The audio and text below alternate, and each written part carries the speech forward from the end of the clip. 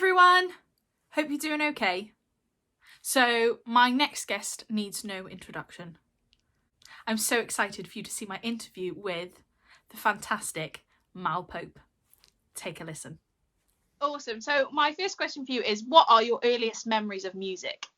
Earliest memories of music. That would have been sitting at my mother's feet. It sounds like the Waltons or something. But we had a piano in the house, and my mum would play old hymns because we were quite a sort of like gospel hall sort of family.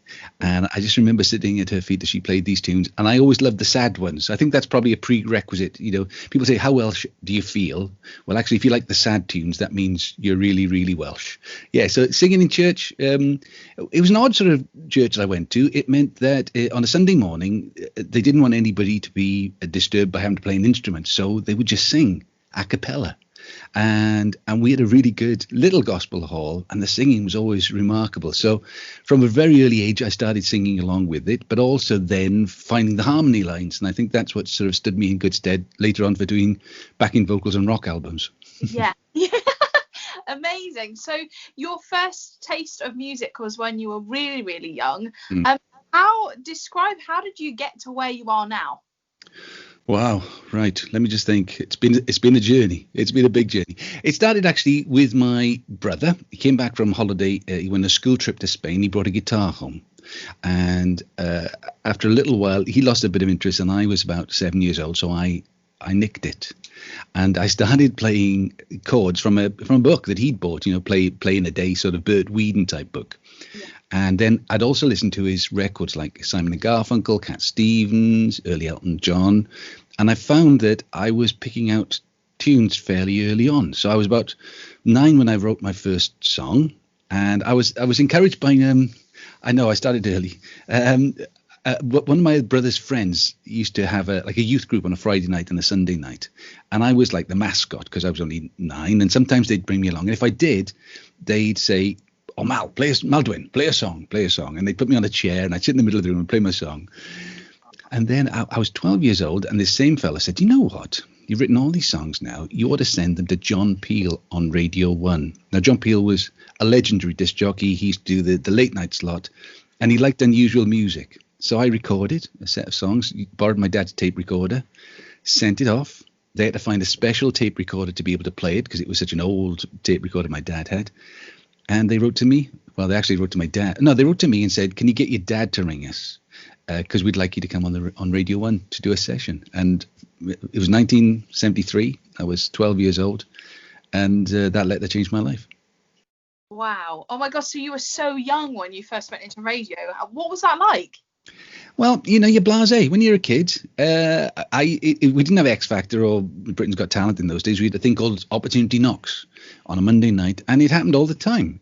People would go on 1 week, and then the following week they'd have a record deal, and the following week after that they'd be Mary Hopkin, number 1 in the charts. It was so. I was 12 years old. I sort of assumed that's what was going to happen, yeah. And it did. I did the session. John Peel was very, very encouraging.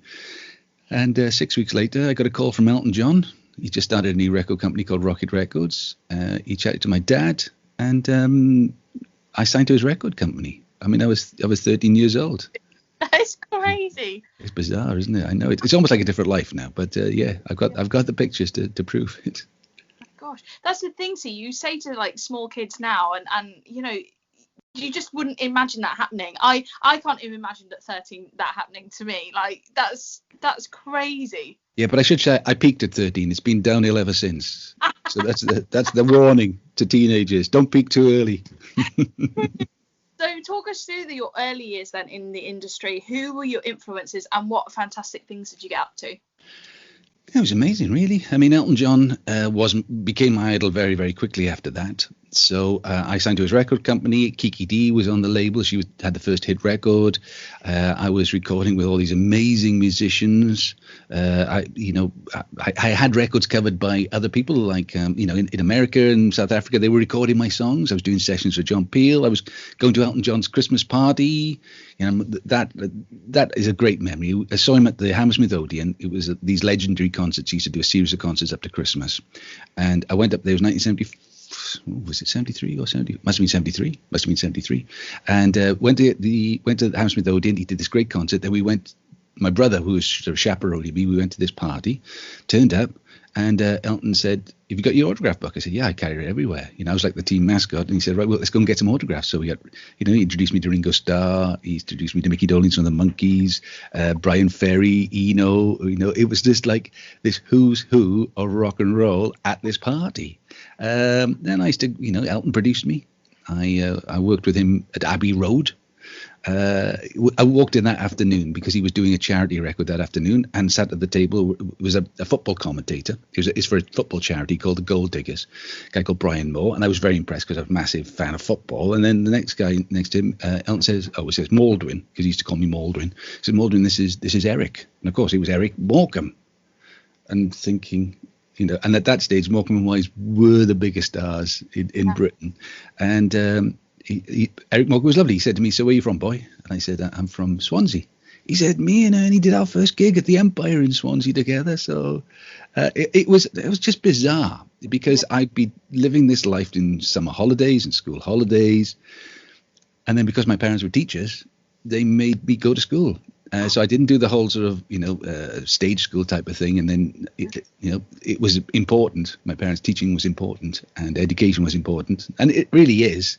But I was so frustrated because I just wanted to be a rock and roll star. Yeah, I bet. Please tell me you still have that autograph book.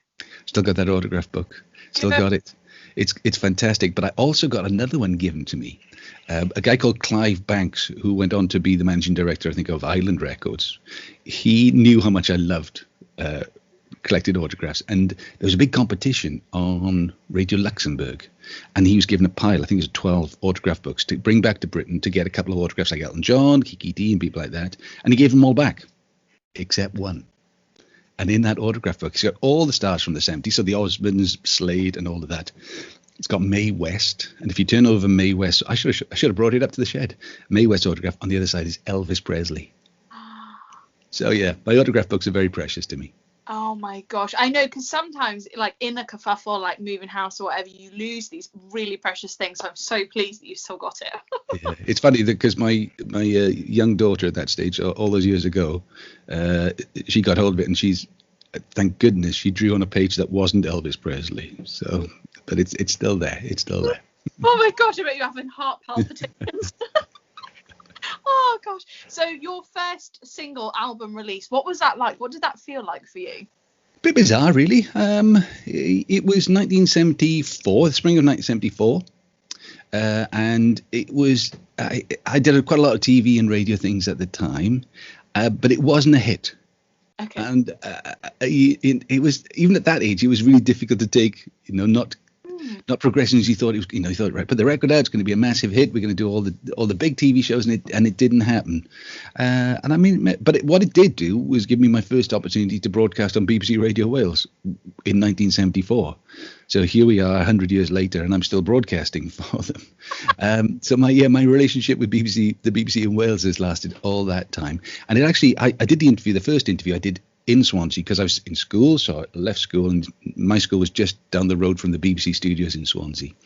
And at the end of it, because the BBC in Swansea was very run down at the time, and the lady who interviewed me, a lady called Anita Morgan, said, "Come and have a look at this." And on the second floor of the BBC building in Swansea, there is a concert hall size studio. It is beautiful. It's a treasure.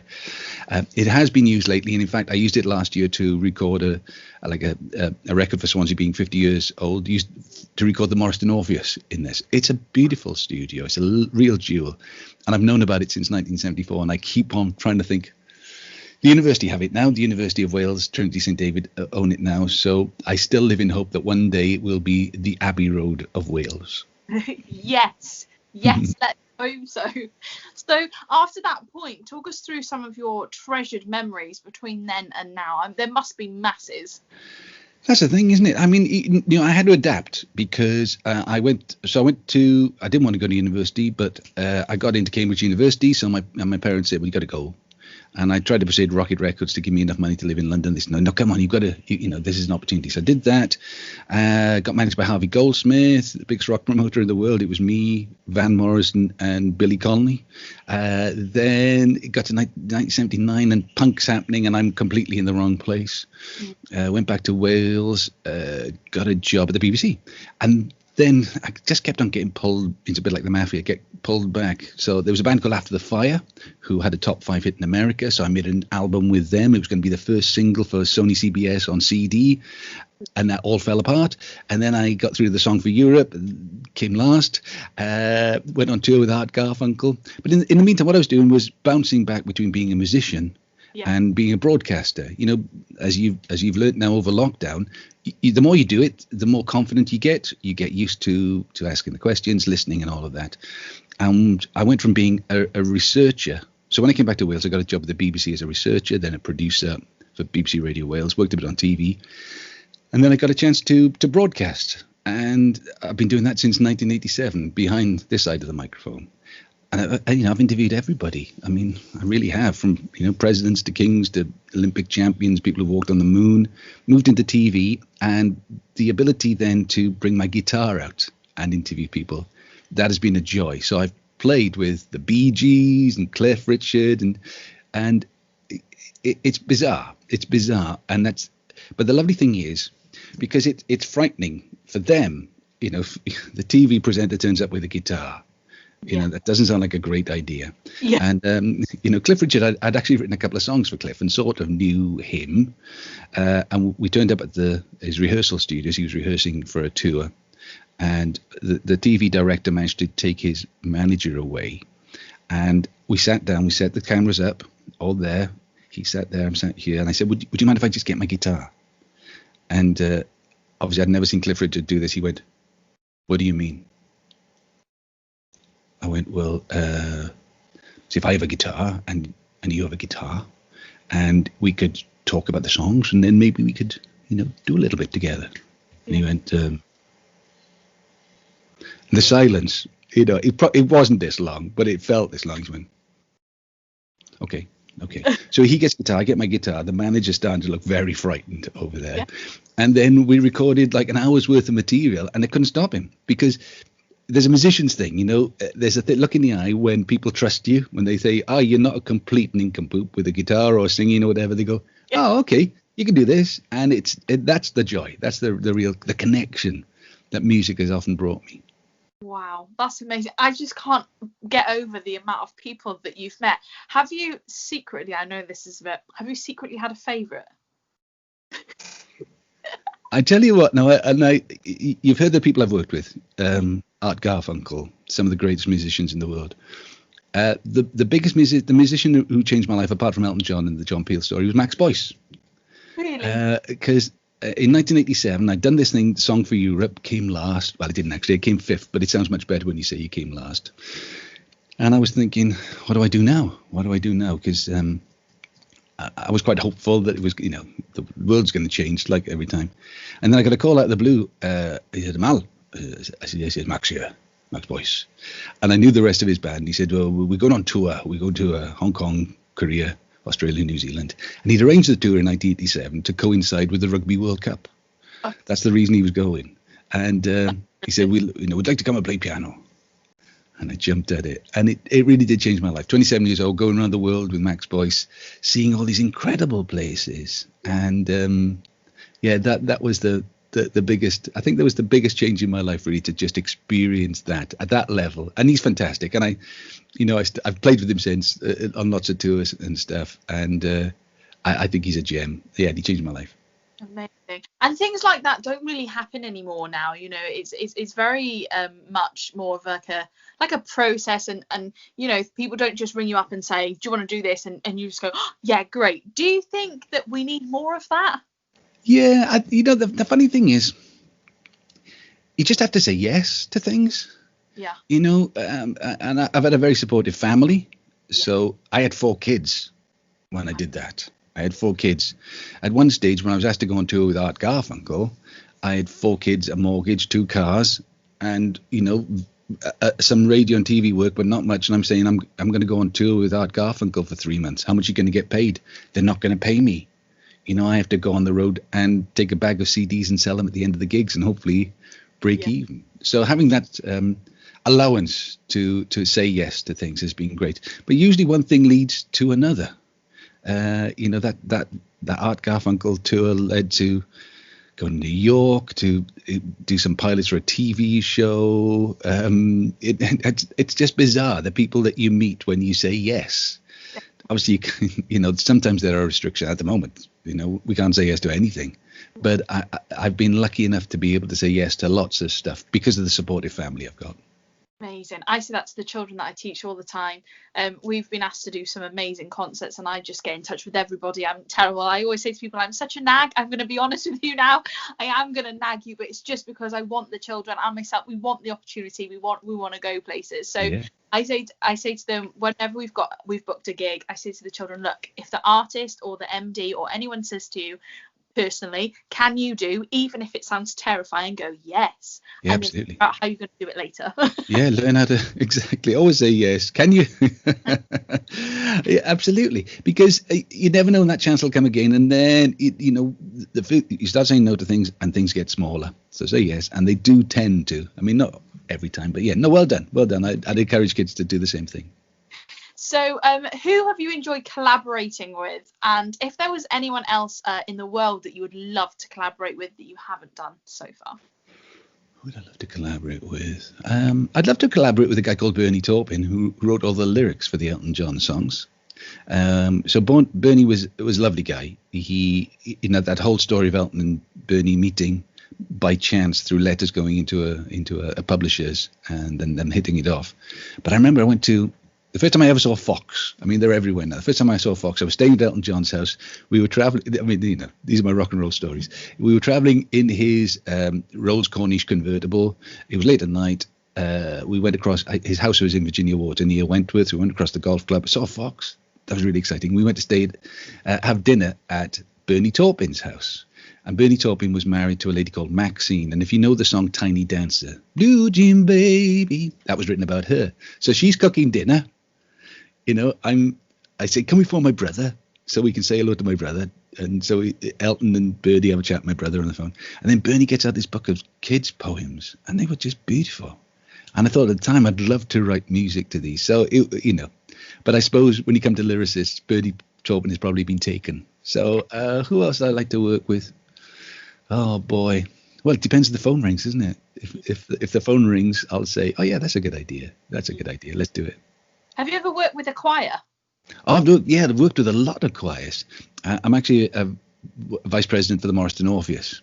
So I've done quite a lot of singing with them. And it's, again, I think everybody's the same. We think the local culture isn't worth making a fuss of. And I'm sure it happens in other parts of the world. It's just, we do that. But look at somebody else, they do great things. And I think here in Wales, choirs, amateur dramatics, all of these type of things are really, really important part of our culture. Yeah. And of course, choirs are suffering at the moment, being able to rehearse, but also it's getting older. I think that's why Tim Rhys-Evans with Only Boys Allowed has been terrific, because it shows the power. But, if you stand in front of a male voice choir singing and there are 80 men singing behind you, there's wind. There's actually a force, not just the sound. It is a force that comes off the stage. Yeah. And I love that. So, yeah, we did a big thing last year, this song called Warm Wind. I had a choir from, I had the DVLA Ladies Choir. I had a choir from New Hope Baptist in Atlanta who recorded their sections in Atlanta. I had a choir from Mizoram in India, because halfway through the song I put Calon Lan. So this choir from Mizoram, they actually sing Calon Lan in Welsh. The Morriston Orpheus, Singleton Singers Ladies Choir. And that was a mammoth project, but it was really, really, it shows what you can do with collaborating over the net these days, because you can send people a track and they can film themselves and send you the recordings and you can stick it all together. Yeah, that's amazing. That's the thing about technology now, that, time has moved on. Technology is so incredible like that. Is there a particular project that you would love to do? Particular project? Well, I've been, it sounds crazy because, I've done them all. I think radio, TV. I made a film about Swansea City, which went into cinemas all around the world. We sold that all around the world. Musicals, with 2 or 3, 4 musicals. I actually, so last year was quite interesting because I'd had a big musical project at the Swansea Grand Theatre, and it came to an end. And I thought, what am I going to do? So I went back into the studio here in this little shed and started writing songs. And I got in touch with a friend of mine who he started work experience with me when he was 17. And in the meantime, we've done a lot of stuff together, but he does it properly because I'm a bluffer. I don't read music properly at all. I said, I'm thinking of doing this as an album. Would you do some string arrangements? So he did some string arrangements just with samplers and stuff like that. And it sounded pretty good. But then I said, shall we go to Prague and record the City of Prague Philharmonic Orchestra? And you think, and I'm not as young as I used to be. And the kid's inheritance, is there for safekeeping. And I thought, I'll blow it, I'll spend it. So we went to Prague last January, recorded this album, which I think is my, the best album I've ever done. They always say that, but it was a fantastic experience. And I filmed it all because I could. And so I'm thinking now, because lockdown's a funny thing, isn't it? I think we've all been through various peaks and troughs. You do a lot of energetic things for a while and then the energy drops. But I'm just going to start. I've got thousands of these records, to be honest, Jen. If you want to buy a couple, that'd be great. Because I was going to do a tour this spring, and then it was going to be summer, then it was going to be the autumn, and it's been cancelled every time. And I think, do I hold on for that record? I thought, no, I'm going to do another one. Yeah. And that whole thing of working with an orchestra is unbelievable. It's it's again, it's a bit like that wind from a choir when you see the bows move in. And we went to Prague and they were great players, lovely studio, very much like the one in Swansea, but it works every day. They make film scores, they do albums and stuff. So yeah, maybe another one of those for next spring. Oh, that sounds so amazing. Sounds so beautiful. So your tour was cancelled. Are you three times, yeah. I'll schedule it again. Yeah, hopefully. The thing is, I think we all live in hope at the moment. But I don't know, who knows how far ahead you need to plan these things. So, when we thought in March, we'll put it for put it for the summer, then put it for the autumn, and it's to the spring now. So I think, with all the changes happening in the world at the moment, you just have to keep on rescheduling and hoping, and if not, reschedule again, and hope the theatre survive, because that's the trouble, those outgoings every week, wages, rent, electricity. That's going to be the killer for so many organisations. Yeah. And have you ever come down here in Pembrokeshire? Have you ever? Yes, yeah. Done the Torch quite a few times. I'm going to go to Theatre Mulden. I don't know, Cardigan, I suppose. Yeah, I've got a lot of family in Harford. So there's a lot of popes down there. Yeah, my cousin Stan used to be Preselli Removals.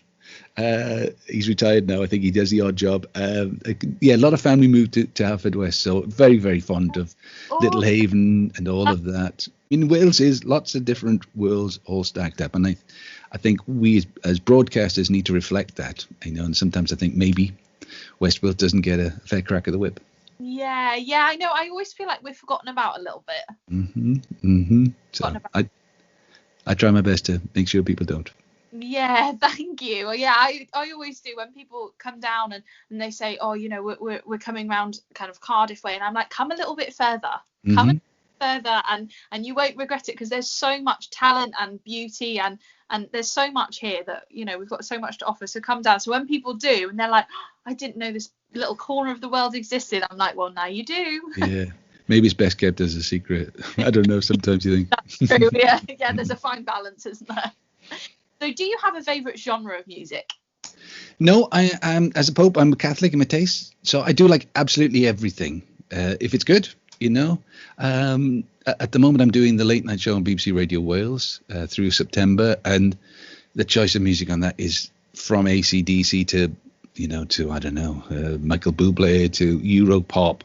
And I'm loving it. I love classical music. Big fan of Mozart. Choirs.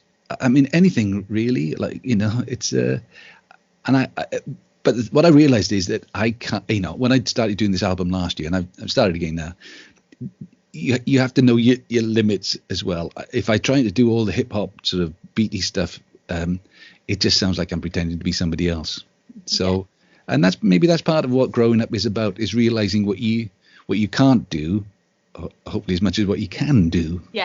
So that's, and then when you know what you can do, maybe just keep on pushing that as much as possible. So, yeah, I say that to the children all the time. They say to me, something, "Oh, we do musical theatre," and they'll say, "Oh, Jen, you know, the acting, I really struggle with that."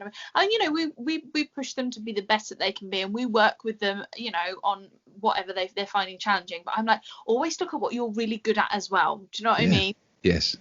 The fact that maybe your acting is maybe, you know, the one that you struggle on, that you're least confident, but look at your dance skill, or look at your, you know, your harmonizing, or look at your stage presence. Or so I always try and teach them that it's very important to acknowledge what it is that maybe you struggle with, or that you're not as good at, but let's look at what you can do, and then, like you say, hone in on that and go help with it.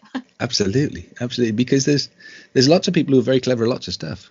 You know, it's the unusual, it's the, you know, the peak. You know, if you're a sprinter, don't worry about not being able to run a marathon. Definitely, absolutely. I remember walking on the road and I told somebody, 2003, I'm going to write a musical. And it's about the Welsh revival. And once you say it out loud, you sort of become responsible. And so I've tried to learn how to write songs for musicals, which are different to other songs. Now, sometimes they do cross over, but, you know, songs in musicals are there for a reason. They're not just to sing a happy song halfway through. And, you know, you look at the great musical writers, you know, the song takes you to the next stage. It gives you an emotion that you couldn't have by just talking about it. It can break you, it can lift you.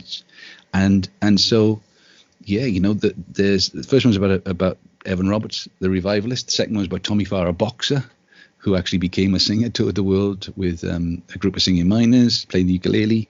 Then the Cappuccino Girls, which is about three girls in a coffee shop.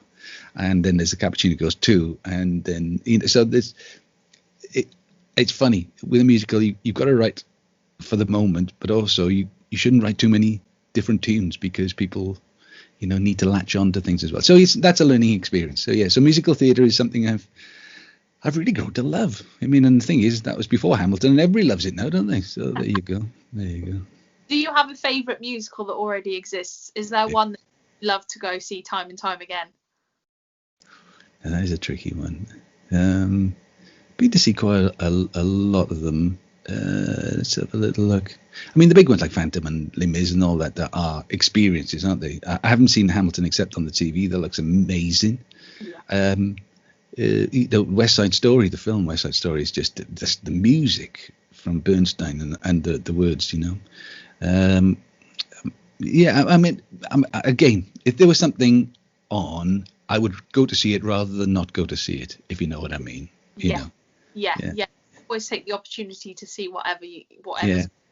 Yeah, theatre's brilliant. You know, like we're locked in, but to go and see live theatre and the magic. I worked with this guy called Michael Bogdanov, and Michael, you know, he was Olivier Award winner, and he was a master of his craft. And we did 2 musicals together, Amazing Grace and Contender, and I learned so much from him, and how good he was, and how generous he was to me as a writer, to support me in trying to create something new from scratch.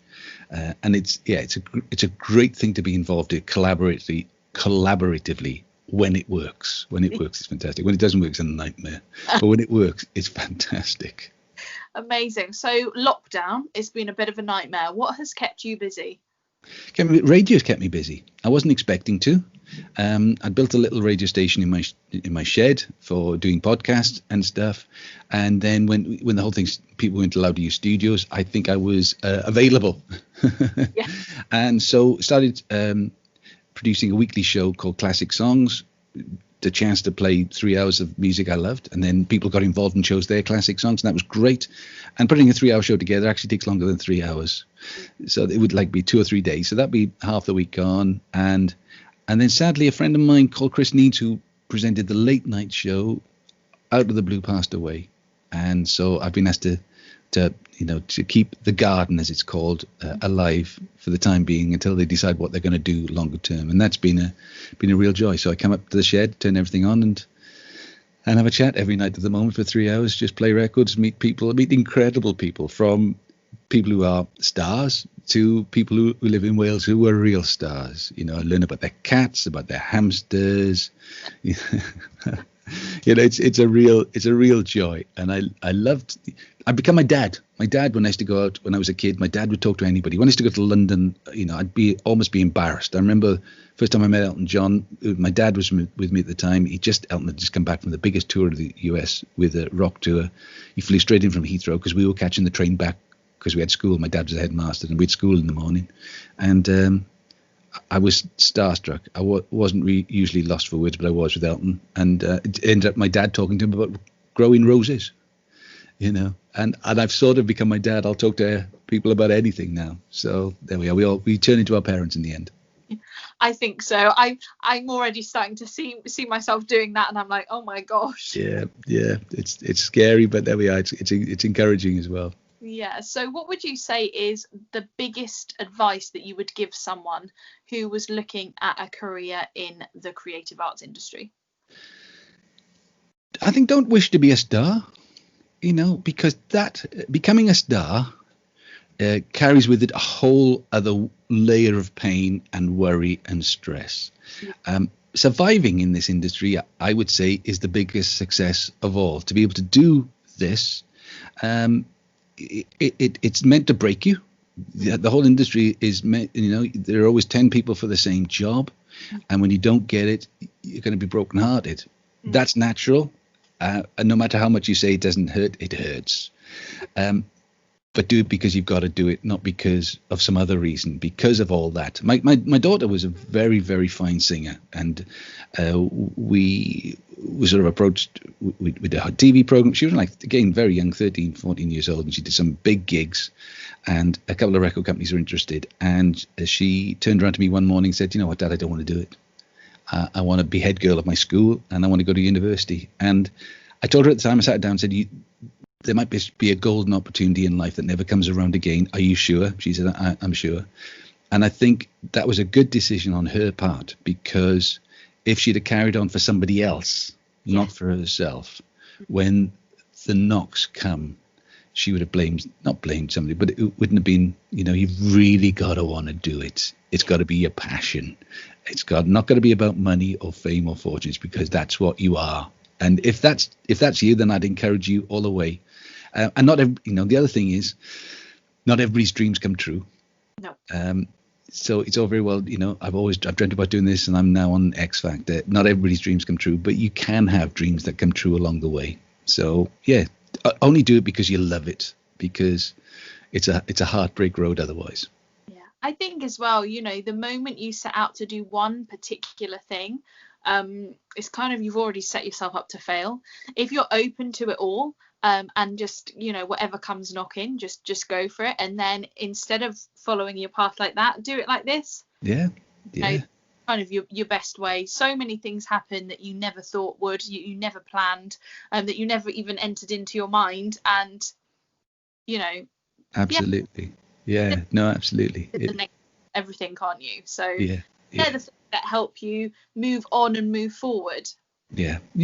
And, you know, and the other thing is, you know, life's short, so do something you love and enjoy it. And if you stop enjoying it, just take a break. You know, don't beat yourself up for not being enormously successful. Don't beat yourself up. Just find another way to do it, you know. So yeah, do it because you love it. And my last question for you is, you said about the tour, but what is next for you once all of this is kind of like lifted? Yeah.